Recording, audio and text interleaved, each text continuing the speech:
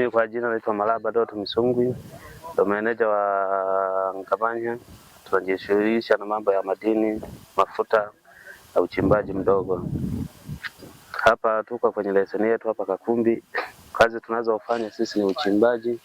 Tunachimba, tukimaliza tunasaga. Tukishamaliza kusaga tunapeleka kwenye battery plant. Tukimaliza hapo tunapeleka hydrogen, tunapata kitu ambacho tunaweza tukakipata sisi tunachotafuta ni dhahabu.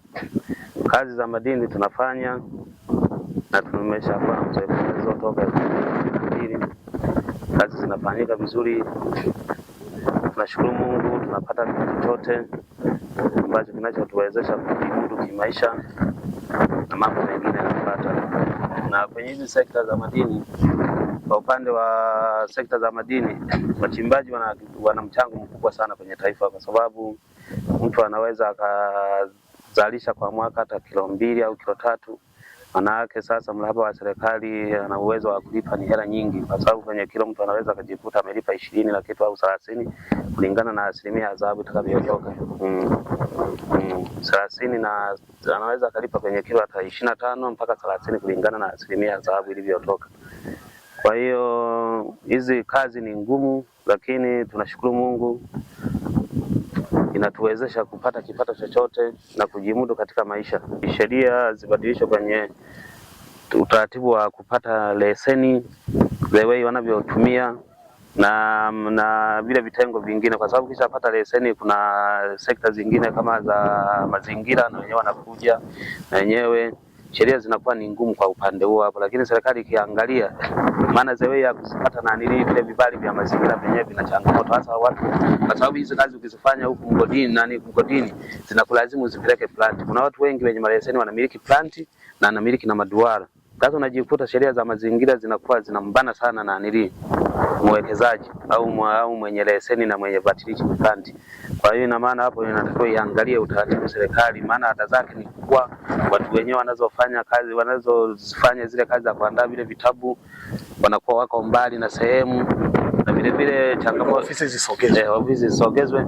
Alafu vile kuna vingine unajikuta kwenye sekta ya madini watu wengi wanaasiliwa na lugha, kwa sababu mambo ya mazingira yale pale vitabu vinatoka kwa njia ya Kiingereza.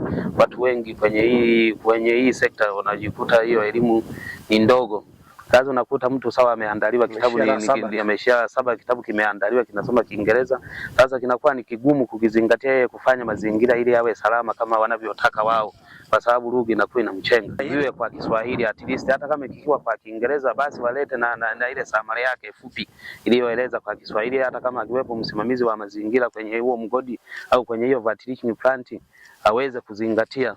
Maana yake sasa kinapotoka kwa Kiingereza nampa wakati mgumu. Kwa upande wa Ngabanya watu wanaofanya kazi ni wengi, kwa sababu ukiangalia kwenye mwaro hapa anaweza akawa kwenye mgodi anaweza akawa na watu ambao wanaweza wakapata nafasi ya kufanya naye kazi kwenye maduala, kwenye mwaro na baadaye kuelekea kwenye plant.